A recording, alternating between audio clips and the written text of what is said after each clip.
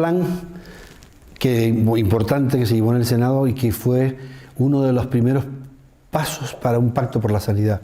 Esto no tiene solución si no llegamos a un pacto por la sanidad, porque si no el sistema público español, que es muy bueno, se colapsa. ¿Y cómo está? Bueno, en estos momentos hay el Plan y Estrategia Nacional de enfermedades genómica, medicina personalizada y de precisión, que está todo unido, está muy bien estructurado. Hay gente en España que está haciendo genómica muy buena, pero dispersa, y necesitamos ese plan que no se ha hecho. No se ha hecho. Es verdad que se aprobó por unanimidad, o sea que hay un respaldo político muy importante, pero la pandemia ha paralizado casi todo. Pero a la vez de que el sistema español está devastado, el público, que es un gran sistema sanitario, que hay que reconstruirlo, hay que subirse a ese tren ya, porque la genómica no es una moda, sino es una necesidad objetiva del sistema y hay que hacerlo, para hacer el sistema sostenible y equitativo. Si no lo aplicamos, nos quedamos descolgados y esto es inviable. Y además hay que enlazarlo perfectamente con una sanidad europea, porque el abordaje de la genómica, la supercomputación, la biogenética, la genética, etcétera, necesita obligatoriamente que sea multinacional. Y de hecho Europa, la Unión Europea, tiene presupuesto para la genómica, tiene presupuesto que no haya ninguna enfermedad rara en Europa que no tenga el diagnóstico genómico. Eso significa mucho dinero. Eso hay que después conmutarlo. Cada genoma de cada uno de nosotros son 5 CDs, cada uno. Si pones 100 millones, que necesita superconmutación. ¿Dónde se coloca la superconmutación? Pues en 4 o 5 países distintos, que después se unan y te salga el resultado de quiénes somos, porque ahí es tu vida. Y en definitiva, está parado. Está parado, pero hay centros de referencia en España muy punteros, en Oviedo leucemia, en la psiquiatría y la genómica, que es clave en Extremadura. En Madrid hay 4 o 5 centros que están haciendo genómica importante, genómica para la oncología. Pero hay que hacer la estrategia nacional, porque no es un gasto, es una inversión buenísima. Por cada euro que se invierta en genómica, que es de obligado cumplimiento, se generan 4 euros más de producción. Está un poco dispar, quiere decir, esto no vale que ciencia e innovación y el ministerio haga una cosa, la universidad y a otro. Esto es un tema europeo, es mundial, pero es europeo. Con lo cual tenemos que unir los esfuerzos de todos, como digo, como una necesidad objetiva. Y hay que hacer ese esfuerzo. Entre otras cosas, la interconexión de los sistemas españoles, etcétera, todavía no está resuelta, lo que se llama la medicina digital, la salud digital, que tenemos grandes perspectivas para hacerlo, es verdad, con el 5G, y España dentro de Europa es uno de ellos, pero que tiene que ser compatible, que el sistema de la comunidad autónoma de cada lado, que sean compatibles, que haya una sola historia clínica, etcétera, etcétera, que tu genoma esté bien cuidado, esté bien archivado, pero que pueda ser intercambiable información de una forma clara desde cualquier sitio, como digo, de Europa. Yo creo que la unidad de tiempo ha cambiado. En política la unidad de tiempo es una legislatura, ya no es. En sanidad la unidad de tiempo era entre un año y medio, vacuna muy rápida. Y bien, cada cosa van cambiando. Y yo creo que ese gran esfuerzo hay que hacerlo y a la vez. Tenemos que hacer un gran esfuerzo a la vez, porque si no el enfermo se nos desangra, como cirujano que soy. O sea, mientras hacemos las cosas hay que ir a la vez genómica, a la vez medicina de urgencia, a la vez especialidades nuevas, a la vez cambios en la universidad y en los currículos, porque claro, no hay genetista, la especialidad de genética no existe en España y ese tren está pasando. Y todo a la vez para hacer una integración de una sanidad europea moderna que responda al principio que nunca se puede olvidar, que sea equitativa y sostenible. Si no, nos quedamos sin sanidad. Yo creo en ella, yo creo en Europa. De hecho, ya se hablaba de un distrito único sanitario europeo, igual que un distrito único universitario. Hay barreras todavía, hay barreras porque la soberanía de cada país es íntegra, tenemos que ceder más soberanía para que haya ese plan, pero no tiene otra salida. No tiene otra salida porque si uno solo hoy es inviable, un país solo que pueda ser puntero en todo. Muy difícil. Necesitamos, bueno, es que Europa es Estados Unidos en tamaño. Europa son 300 y pico millones de habitantes, España, Estados Unidos son 300 y pico, creo. Con lo cual hay que unirse, hay que hacer potencialmente una unión de investigación, hay que crear el espacio único de investigación europeo, que es más fácil, o sea, libre circulación del conocimiento, sin ningún tipo de pega. Hay que crear una contabilidad científica que no engendre deuda europea en los países, la inversión en I+D+I+D, y ese tipo de cosas hay que hacerlo y lo tiene que hacer Europa. Y yo está dispuesta a hacerlo, porque esto que estoy contando yo no es que tenga ningún mérito, es que nosotros nos medimos por la evidencia. O sea, yo opero no porque quiero de una manera o de otra, yo opero con una evidencia científica y espero que mayoritariamente bien, que es así. Tendrá más o menos brillante y al final nunca negligente, pero hay que tenerlo. En definitiva, unión. Hay que hacer unión, y esa Unión Europea sanitaria, que es como se quiere determinar ahora, tenemos que intentar conseguirla ante todo y hacer un esfuerzo entre todos los gobiernos, no que se queden papeles. Al igual que aquí hay que hacer un pacto por la sanidad, no es posible, porque no está escrito en ningún lado, que el principio constitucional de que lo hay, y yo creo en la Constitución, yo soy producto del 78, que diga que hay 17 comunidades autónomas y 2 ciudades autónomas, eso no está escrito en ningún lado, que tiene que haber 17 sanidades distintas. Tiene que haber una sola sanidad, gestionada con las comunidades autónomas, con una cartera de servicio universal. Y eso se llama Pacto por la Sanidad. Y la genómica fue uno de los grandes pactos que hubo en el Congreso, en el Senado, de lo cual me alegro mucho, porque yo soy un senador convencido, porque creo que es un instrumento democrático que nos hemos dado muy útil, y es Cámara de la Ciencia, y están ahí transferidos, incluido la docencia y la asistencia y la sanidad. Nunca es suficiente, yo creo que la sanidad, la demanda es infinita. Por eso la palabra gratuita le ha hecho mucho daño a la sanidad. Todo tiene un coste. Una vida no tiene precio, es verdad, concepto moral, pero la sanidad tiene un coste. Y nunca es suficiente. Pero lo que está claro es que tiene que ser producto de la unidad de Europa. Porque no hay que, o sea, quiere decir, la genómica, si hay en Europa un centro, me estoy dando de memoria, de enfermedades raras, y los genomas de las enfermedades raras están todos localizados en un sitio, eso no quiere decir que no tenga acceso desde Madrid, con lo cual, y no que lo duplique, típico de nuestro país. Triplicar, duplicar, cuantriplicar cosas que no tienen ningún sentido.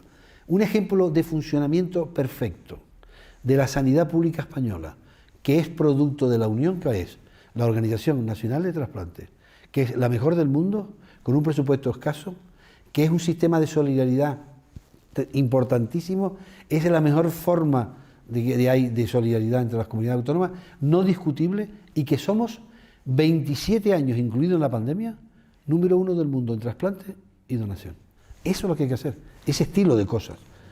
Es un factor de cohesión. Yo siempre he dicho que los trasplantes es un factor de cohesión de este gran país, y que da resultados. El resto nos lleva al absurdo. Esto de que aquí cada uno una sanidad, la sanidad catalana, ¿qué es eso? La sanidad catalana sin órganos de cualquier lado del país o de Europa no funciona. La sanidad canaria tampoco. Eso lo que hay que hacer, dejarnos de una cartera de servicio pactada universal, ya. Y yo creo que están las bases para ponerlas. Estamos hablando de cantidades distintas. Europa, dinero. La comunidad autónoma, dinero. El Ministerio de I+D+, de Innovación, dinero. No, hagamos un plan y financiémoslo entre todos. No es cuestión de suficiente, nunca es suficiente. ¿Cuánto cuesta formar a las personas? ¿Cuántos genetistas tenemos en España? ¿Cuántos informáticos sanitarios tenemos en España? ¿Cuántos? Y eso hay que formarlos.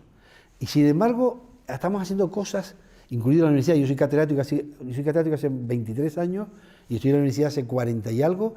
Tenemos que transformarnos la universidad. Y no es cuestión de investigar por investigar. Tenemos que hacer planes prioritarios de investigación sumando, no haciendo cada uno su papelito. Eso no conduce a nadie. Y que ese esfuerzo, nosotros que somos latinos, y somos muy creativos, tenemos que gastar el tiempo en unirnos y unirnos y hacer planes comunes. Si no, no tiene salida.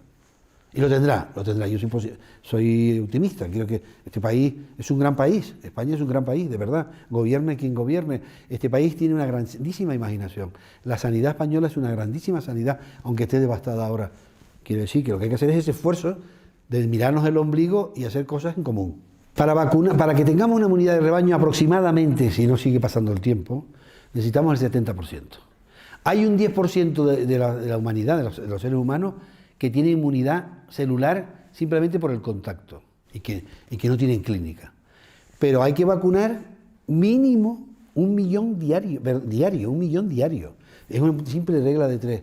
Y no estamos vacunando 1 millón diario, se está perdiendo mucho tiempo y es imprescindible que tengamos inmunidad de rebaño.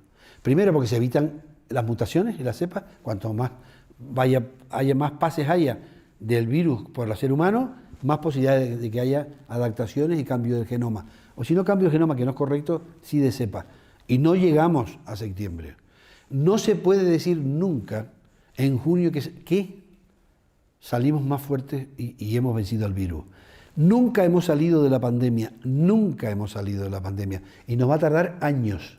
Lo que hemos salido es de brotes. Y no hay ni una ola, ni 2 olas, hay una sola ola.